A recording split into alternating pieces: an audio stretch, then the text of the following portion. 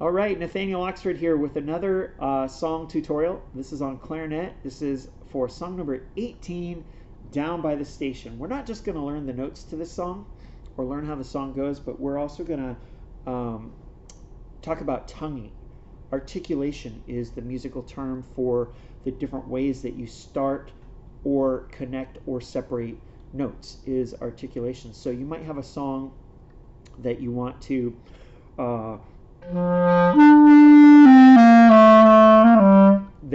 sound really connected, in which case that's a type of articulation. You might want a song that you want to be very separated and have a really clean start to each note. That's articulation. And on the clarinet, the way that you start each note very cleanly is by putting your tongue right on the reed, the tip of your tongue to the tip of your reed. I hear a lot of clarinet players, they'll get on their instrument and they might play, okay, that's fine.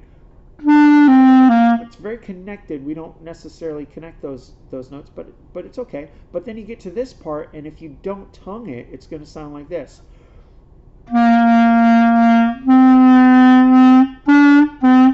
So it didn't sound like 1 a penny, 2 a penny. It sounded like wa-e, right? So we want those to be clean by using the tip of our tongue on the tip of our reed, like this.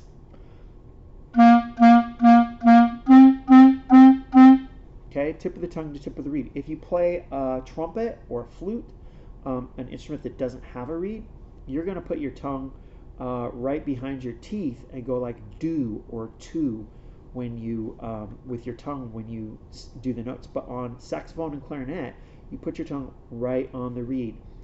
It works sort of to put it behind the teeth.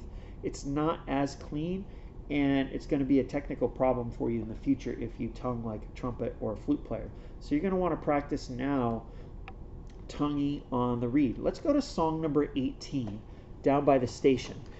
This is a song that I learned as a kid, like I don't know, what do you call it, a nursery song? Not a nursery song, but a kid's song. Down by the station early in the morning. I think it's like a waking up song. Anyway, you'll see the person who had this book before wrote in the note names on it.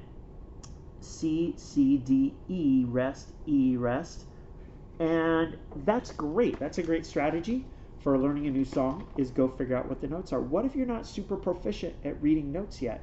Great, just go back one page in your book or go to your fingering chart, either one, and remember all the new information, including new notes, are in gold boxes. So there's the E. It's on the bottom line with the line going through it. There's the D. It's below the bottom line and barely touching the bottom line. And there's the C. It's below the staff and has the line going through it. So those three notes, you can come over here and you can look. That first note is below the staff and has a line going through it. So that's C. It doesn't matter if it's a white note head, a black note head, or if it has a stick on it. Where that note head is tells you what note name is that is. So it doesn't matter, stems go down, stems go up. Where the bubble of your note is, whether it's filled in or open, that's where your note is. So that's below the staff with a line going through it, it's a C. Below the staff with a line going through it, it's a C. Below the staff and just barely touching the bottom line of the staff, that's a D. And on the bottom line with the line going through it, that's an E. So you can fill your notes in that way. Or watch this video, and as we go through it, you can write them in as we go. The first note is a C. And here's a practice strategy. Do one note at a time. C. 1, 2. Let's do it together. 1, 2. Ready, go. And it's a half note, so it gets 2 counts. Da, C. And let's do 2 notes. C, C. C, C. 1, 2. Ready? And I put my tongue right on the tip of the reed. Okay, let's do 3 notes. 1, 2. Ready? C, C, D. Let's do 4 notes. C, C, D, E. 1, 2, ready?